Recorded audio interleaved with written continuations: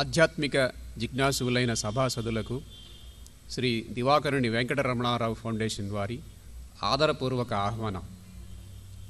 ప్రతి ఏటా మేము నిర్వహిస్తున్న జ్ఞానయజ్ఞాలను ఎంతో ఆత్మీయంగా విజయవంతం చేస్తున్న మీ ఆదరాభిమానాలకు సదా కృతజ్ఞులం.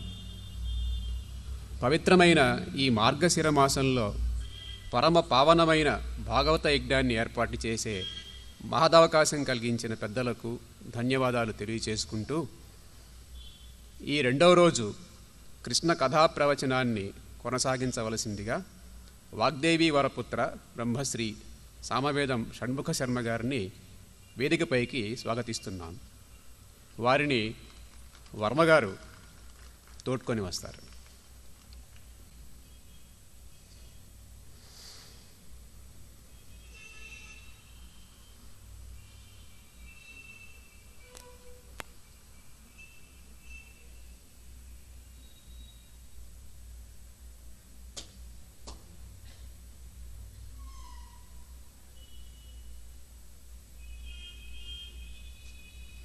పుష్పమాలాలంకృతుల్ని చేయవలసిందిగా గాలి నాని గారిని కోరుతున్నాను.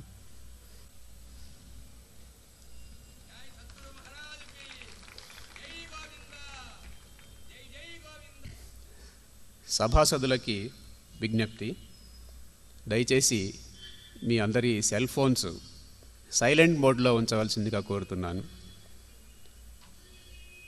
అందరి లైబ్రరీలో తప్పనిసరిగా ఉండవలసినటువంటి ఋషిపీఠం పబ్లికేషన్స్, క్యాసెట్స్ ఇక్కడ వారి స్టాల్స్లో దొరుకుతున్నాయి. సద్వినియోగం చేసుకోవాల్సిందిగా కోరుతున్నాను. ప్రతిరోజు సరిగ్గా 6:30 కల్లా మన కార్యక్రమం ప్రారంభమవుతుంది. ఈ లోపే అందరూ ఇక్కడ సమావేశం అవ్వాల్సిందిగా కోరుతున్నాను.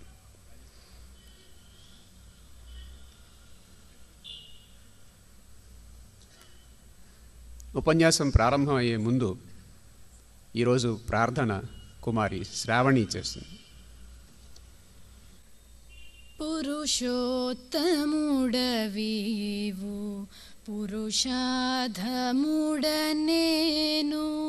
పురుషోత్తముడవీవు పురుషాధముడనేను, ధరలోన నాయందు మంచితనమేది, పురుషోత్తముడవీవు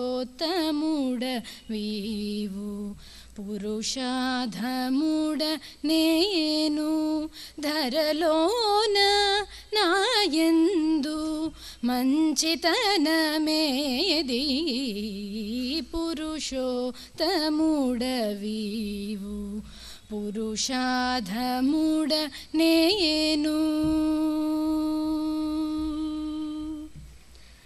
అనంతాపరాధములు అటు నేను చేసేది, అనంతమైన దయ అది నీది, అనంతాపరాధములు అటు నేను చేసేది, అనంతమైన దయ అది నీది, నిను నెరుగకుండేటి,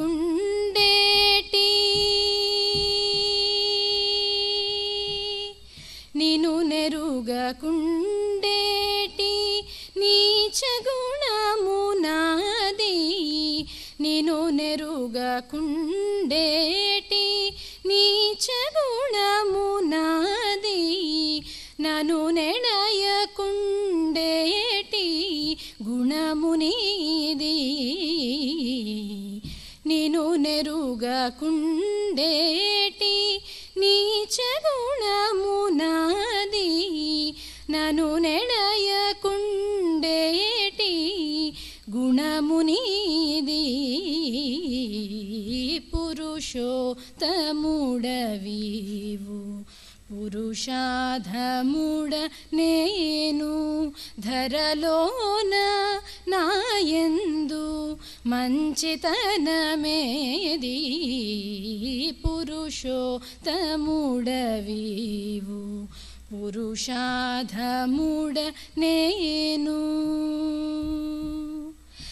యతిమిరోపశాంతయే శాంతపావనమచింత్య వైభవం తం నరం వపుషి కుంజరం ముఖే మన్మహే కిమపి తుందిలం మహః శరణం కరవాణి శర్మదం తే చరణం వాణి చరాచరోపజీవ్యం కరుణామసృణైః కటాక్షపాతైః కురు మాం అంబకృతార్థసార్థవాహం శారదా శారదాంభోజవదనావదనాంబుజే సర్వదా సర్వదాస్మాకం సన్నిధిః సన్నిధిం క్రియాత్ విమలపటీ కమలకుటీ పుస్తక రుద్రాక్ష శస్తహస్తపుటీ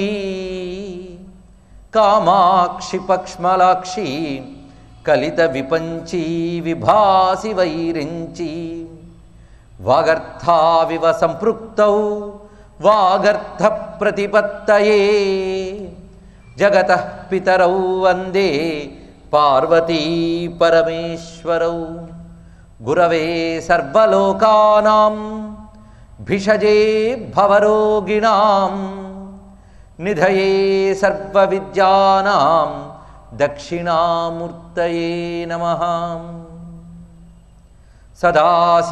సదాశివసమారంభాం వ్యాసశంకరమధ్యమాం అస్మదాచార్యపర్యంతాం వందే గురుపరంపరాం నారాయణం నమస్కృత్య నరం చైవ నరోత్తమం దేవీం సరస్వతీం వ్యాసం తతో జయముదీరయేత్.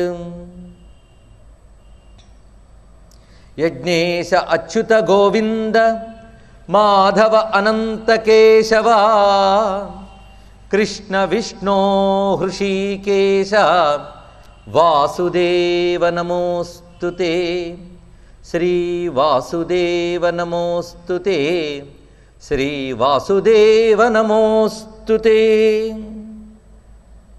సర్వారిష్టహరం సుఖైకరమణం శాంత్యాస్పదం భక్తిదం స్మృత్యా బ్రహ్మపదప్రదం స్వరసదం ప్రేమాస్పదం శాశ్వతం మేఘశ్యామశరీరమచ్యుతపదం పీతాంబరం సుందరం శ్రీకృష్ణం శరణం వ్రజామి శ్రీకృష్ణం శరణం వ్రజామి శ్రీకృష్ణం శరణం వ్రజామి సతతం కాయేన వాచా ధియా శ్రీకృష్ణం శరణం వ్రజామి సతతం కాయేన వాచా ధియా. కృష్ణాతీరే కోకిలాకేళికీరే గుంజాపుంజే దేవపుష్పాదికుంజే కంబుగ్రీవౌ క్షిప్తబాహూ చరంతౌ రాధాకృష్ణౌ మంగళం మే భవేతాం రాధాకృష్ణౌ మంగళం మే భవేతాం. శివాయ గురవే నమః శివాయ గురవే నమః శివాయ గురవే నమః. శ్రీమాత్రే నమః శ్రీమాత్రే నమః శ్రీమాత్రే నమః. శ్రీ విష్ణురూపాయ నమః శివాయ శ్రీ విష్ణురూపాయ నమః శివాయ శ్రీ విష్ణురూపాయ నమః శివాయ. శ్రీకృష్ణ శరణం మమ శ్రీకృష్ణ శరణం మమ శ్రీకృష్ణ శరణం మమ. నమో మహద్భ్యో ఋషిభ్యో గురుభ్యో నమః. పరమ పావనమైన శ్రీ కృష్ణ కథా ప్రవచన మహాయజ్ఞంలో నిన్నటి రోజున కృష్ణ జనన ఘట్టాన్ని చెప్పడం జరిగింది. దేవకీ వసుదేవులకి ఆవిర్భవించిన భగవానుడు తన యొక్క ఆజ్ఞ చేత వసుదేవుని ద్వారా నందవ్రజానికి చేర్చబడ్డాడు. ఇప్పుడు సందడంతా నందవ్రజంలో మొదలైనది. దివ్యములైన దేవతల యొక్క కుసుమ వృష్టి నందవ్రజంలో కురిసిందిట. నందవ్రజం అంటే వ్రేపల్లె. ఆ వ్రేపల్లె యందు దేవతలు కురిపించిన కుసుమ వృష్టి కురిసింది. దుందుబులు మొరసే గాయక సందోహము వాడే సూత సముదాయముతో దేవదుందుబులు మారుమ్రోగాయి. పైగా అక్కడ ఉన్నటువంటి ఆవులు దూడలు అన్నీ ఉత్సాహంగా గంతులు వేస్తున్నాయట. కారణం గోపాలుడు అవతరించాడు గనక. నందవ్రజానికి అంతటికో పెద్ద పండుగ. పైగా గోపాలకులందరూ కూడా నూతన వస్త్రములు ధరించి నందుని ఇంటికి వెళ్ళేట ఆ పిల్లవాడిని చూడ్డానికి. కంచు కములు తల చుట్లును కంచన భూషాంబరములు కడు మెరయగా ఏతెంచిరి గోపకులందరూ మంచి పదార్థములు కొనుచు మాధవు చూడన్. మంచి పదార్థములు కొనుచు మాధవు చూడన్. వివిధములైన కానుకలు తీసుకువచ్చి ఆ మాధవుణ్ణి చూడ్డానికి వచ్చారు. ఆ సమయంలో ముత్తైదువులందరూ కూడా చక్కగా అలంకరించుకుని ఆ నందుని ఇంటికి చేరుకుంటున్నారు. ఏమి నోము ఫలము ఇంత ప్రొద్దొక వార్త వింటి మబలలార వీణులలరా మన యశోద చిన్ని మగవాని కనినట చూచి వత్తమమ్మ సుదతులారా. పోతన గారు అందించినటువంటి తేట తెలుగు మాటల్లో కనిపిస్తున్న కృష్ణ సౌందర్యం. మన యశోద చిన్ని మగవాని కనినట. ఇక్కడి నుంచి మనం కృష్ణుని యొక్క బాల్యలీలన్నింటినీ చూడబోతున్నాం. కృష్ణుడు లీలామయుడు. ఆయన చేసిన ప్రతి పని లీలయే. లీల అంటే అర్థాన్ని నిన్న మనం స్పష్టంగా చెప్పుకున్నాం కనుక తిరిగి దాన్ని పునరుక్తి చేయవలసిన అవసరం లేదు. అయితే కృష్ణలీలల్ని 3 భాగాలుగా విభజన చేసి చూడవచ్చు. ఒకటి స్వామి నందవ్రజంలో చేసిన లీల, రెండవది మధురకు చేసిన తర్వాత లీల, మూడవది ద్వారకకు చేరి అవతార పరిసమాప్తి వరకు చేసినటువంటి లీల. ఈ 3 భాగములుగా ఉన్న లీలని మళ్ళీ 2 భాగాలు చేశారు విజ్ఞులు. ఒకటి మాధుర్య లీల, రెండవది ఐశ్వర్య లీల. మాధుర్య లీల అంటే దేనిని మనం వింటున్నంతసేపు మననం చేస్తున్నంతసేపు మనసులో ఒక అనిర్వచనీయమైన ఆనంద మాధుర్యం పొంగులు వారుతుందో అటువంటి రసానుభూతిని కలిగించేటువంటి లీల మాధుర్య లీల. దీనికే ముక్తి ప్రధాన లీల అని కూడా చెప్పవచ్చు. ఈ మాధుర్య లీల స్వామి నందవ్రజంలో చేసినదంతా మాధుర్య లీలయే. అక్కడ స్వామి చేసిన ప్రతి చేత కూడా మాధుర్యం. ఇక్కడ ఆయన అక్కడ నందవ్రజంలో ప్రతి వారికి ముక్తినిచ్చేట. ముఖ్యంగా చాలామంది భక్తులు ఆ నందవ్రజంలో బృందావనంలో చేసినటువంటి ఘట్టాలనే మననం చేసుకుంటారు. ఆ తర్వాత పెద్దయిన ఆ కృష్ణుడి గురించి కొందరు భక్తులు అంత తలంచుకోరు. ఆ బాలకృష్ణుడు బృందావనంలో చేసిన లీలలు వీటినే తలంచి తలంచి తరించిపోయిన ముక్తజీవులు చాలామంది ఉన్నారు. కారణం ఏంటంటే ఆ లీలల్లో ఉన్న మాధుర్యం అటువంటిది. ఆ బాలకృష్ణుడుగా ఆయన చూపించినటువంటి లీలలన్నీ మాధుర్య రసభరితాలు. ఆ తర్వాత చూపించినవి ఐశ్వర్య లీలలు. ఐశ్వర్య లీల అంటే అర్థం ఈశ్వర భావ ప్రకటన లీల అని. ఐశ్వర్యం అంటే ఈశ్వర భావం. ఈశ్వరుడైన వాడు జగద్రక్షణ కోసం ధర్మాన్ని పరిరక్షించడం, అధర్మాన్ని శిక్షించడం, ఈ 2 పనులు ఏవైతే చేశాడో వాటిని ఐశ్వర్య లీల అని అంటారు. అయితే మాధుర్య లీలలో ఐశ్వర్య లీల లేకపోలేదు, ఐశ్వర్య లీలలో మాధుర్య లీల లేకపోలేదు. మాధుర్య లీల అయినటువంటి ఈ నందవ్రజంలో ఆయన ధర్మరక్షణ అధర్మ శిక్షణ కూడా చేశాడు. అనేక చోట్ల రకరకాల రూపాలతో వచ్చిన అసురుల్ని తానే కనిపెట్టి చక్కగా పని పూర్తి చేశాడు. అయినప్పటికీ ఆయన చూపించినటువంటి మాధుర్య తత్వంలో ఐశ్వర్యలీల లీనమైపోయింది. అదేవిధంగా ఐశ్వర్యలీల చూపించేటప్పుడు కూడా ఎడనెడ మాధుర్యలీల చూపించినప్పటికీ ఐశ్వర్యలీలలో మాధుర్యలీల లీనమైపోయింది.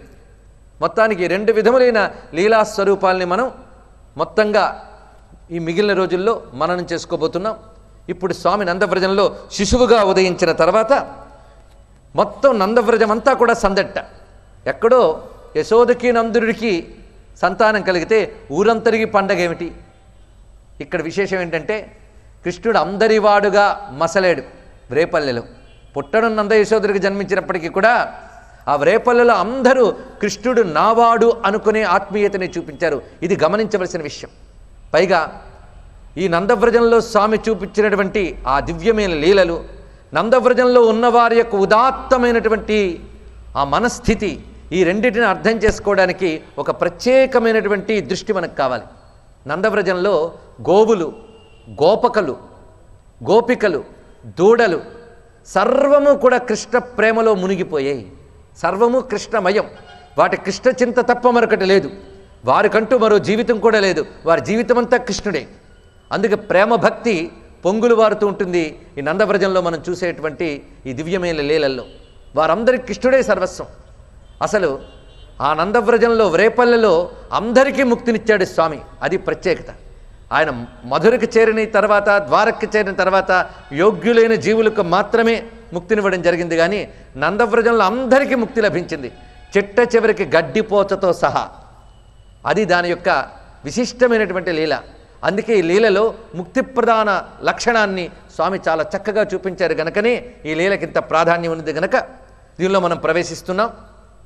ఆ పసివాడైనటువంటి కృష్ణ శిశువుకి పాపనికి నూనె తల ఎంటి పసుపు పూసి బోరు కాడించి హరిరక్ష పొమ్మటంచు జలములొక కొన్ని చుట్టిరా జల్లి తొట్ల నునిచి దీవించి పాడిరయ్యువదెలెల్లా. ఆ పసివానికి నూనె రాసి తలంటు పోసి ఆయనకి నీళ్లు చుట్టూ తిప్పి ఆ నీళ్ళని పారపోసేట. ఇవి పూర్వం రోజుల్లో పసిపిల్లలకి ఏ విధంగా చూపిస్తారో అదే చూపిస్తున్నారు. ఈ పిల్లవాడికి హరిరక్ష కలుగుగాక అని దీవించేటండి. ఇక్కడ ఆయన కళ్ళు తెరవకుండా లోలోనే నవ్వుకుంటుంటాడు. హరికి హరిరక్ష అని ప్రకటించారు. ఆ తర్వాత ఆయన ఉయ్యాల్లో పెట్టి జోజో కమలద లేక్షణ జోజో మృగరాజ మధ్య జోజో కృష్ణ జోజో పల్లవ కరపద జోజో పూర్ణేందు వదన జోజో యనుచున్. ఇక్కడ నేను ఈ పద్యాలు చదువుతుంటే కొంతమంది పెద్దవాళ్ళకి ఏవో మధుర స్మృతులు మనస్సులోంచి వెలికి వస్తూ ఉంటాయి. ఒకప్పుడు వాళ్ళు చదువుకున్నారు గనక. కానీ ఇప్పటి తరంలో ఉన్న పెద్దవాళ్ళకి కానీ రానున్న తరాలకు కానీ ఇందులో ఒక్క పద్యం మాధుర్యం కూడా తెలియదు. అంటే మనం ఎంత దూరంగా సంస్కృతి నుంచి పెంచుతున్నామో పిల్లల్ని అర్థం చేసుకోండి. పోతన గారి పద్యం కూడా చదవకుండా బతుకుతున్నారు అంటే బతుకేనా, వాడు తెలుగువాడేనా ప్రశ్నించుకోవాల్సిందే. సిగ్గుపడాల్సినటువంటి విషయం. మన పిల్లలకి ఎంత మేరకు ఇందులో ఒక్క పద్యం వచ్చు, అసలు మనకొచ్చా వాళ్ళకి నేర్పడానికి. అయితే ఇక్కడెక్కడ తలనెరిసినటువంటి 60లు 70లు కనబడుతున్నాయి కనుక వాళ్ళకి తెలియచ్చు, కానీ 50లు 60ల మధ్యలో వాళ్ళకి కూడా తెలియని పరిస్థితిలో ఉన్నాం మనం ఇప్పుడు. ఇక్కడ కృష్ణ కథ చెప్తూనే అదే సమయంలో మనదైనటువంటి ఒక వారసత్వ సంపదను కూడా మనం మన్నం చేసుకుని దాన్ని పదిలిపరుచుకోవాల్సిన అవసరం ఉన్నది. వ్యాసదేవుడు చాలా అద్భుతంగా సంస్కృత మూలంలో భాగవతం రచించినప్పటికీ పోతన గారి చేతిలో భాగవతం అనువదింపబడ్డం మనం చేసుకున్న అదృష్టం.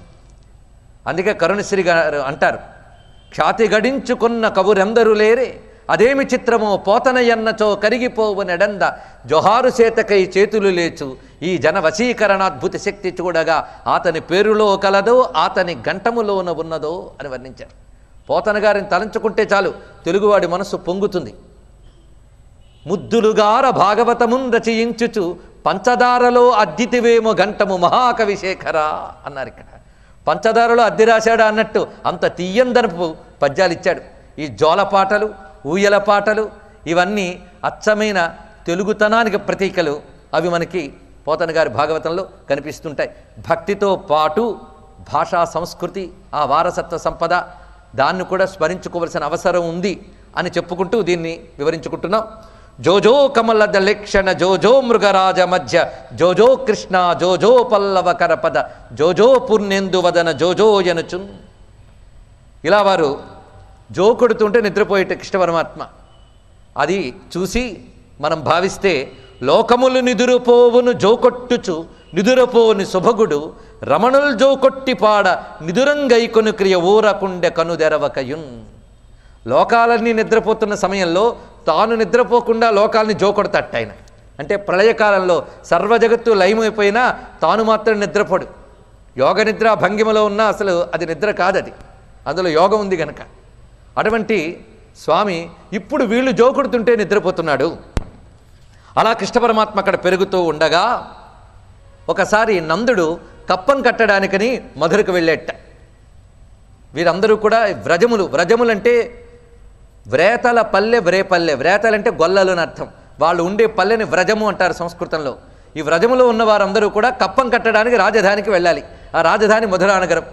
అక్కడికి వెళ్ళినప్పుడు వసుదేవుడిని కలుసుకునేవారట. వసుదేవుడికి మంచి